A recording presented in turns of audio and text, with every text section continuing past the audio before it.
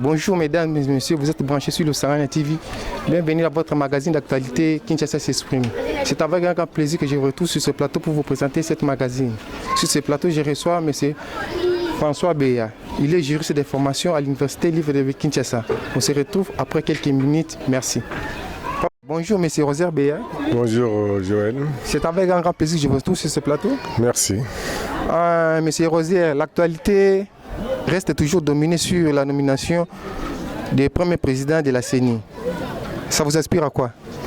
Bon, moi je pense que nos compatriotes doivent tirer attention.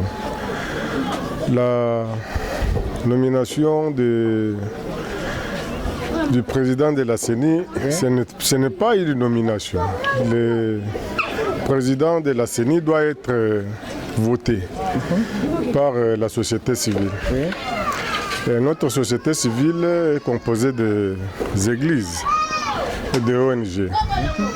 Je pense qu'il dit les églises, nous voyons les églises catholiques, protestantes et les églises de réveil, et kimbagistes aussi inclus.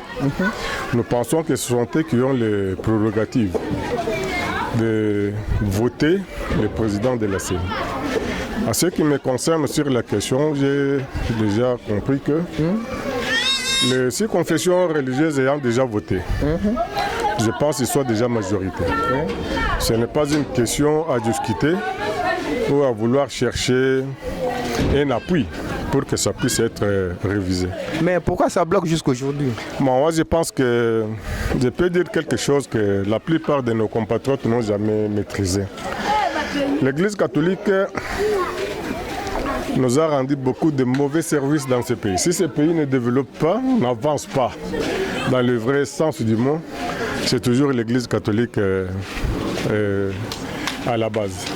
Bon, s'il s'agit de voir les choses à bon côté. Mais ce sont l'Église catholique qui nous a aidés à chasser Kabila.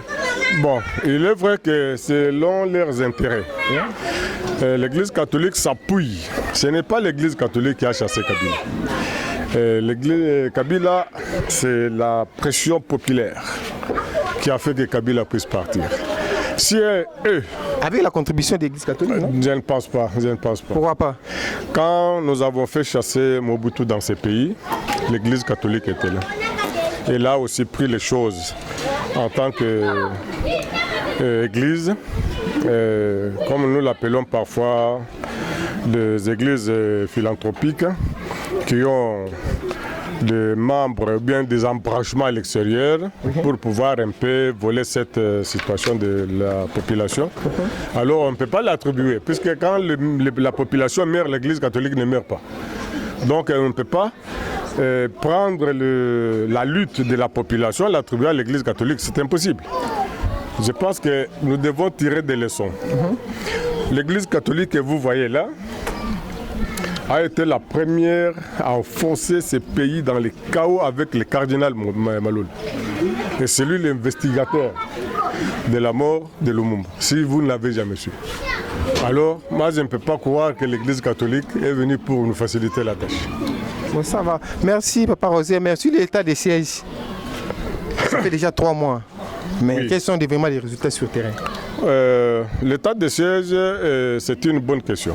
C'est une bonne réalisation ou bien un bon projet que le président de la République, en révisant, qu'est-ce que je peux dire, en revisitant la Constitution, il a trouvé qu'il était bien d'instaurer l'état de siège. Mais si vous vous souviendrez très bien, les pionniers de l'UDPS, je pense en 2016-2017, dans leur point de presse ou bien dans une conférence faite au centre des handicapés, ils avaient déjà prévu qu'il fallait un état de siège compte tenu de plusieurs incursions qui se faisaient à l'Est. Si le président nous a rejoints, il n'a pas fait mal. C'est pour essayer de stabiliser la situation qui se passe à l'Est du pays. Je pense que nous sommes dans la logique de stabiliser le pays et de sécuriser les Congolais. Le président a totalement raison. Ouais, votre dernier mot? Mon dernier mot, je demande à ce que la population comprenne très bien qu'il fasse un peu de choix judiciaire pour qu'on puisse prendre le candidat de la majorité qui est donné par les confessions religieuses qu'il soit installé comme président de la République. Et je m'arrête. Merci Papa Rosaire. Moi, c'est par ici que Kinshasa s'exprime touche à sa fin. Merci de nous avoir suivis et d'avoir participé à cette émission.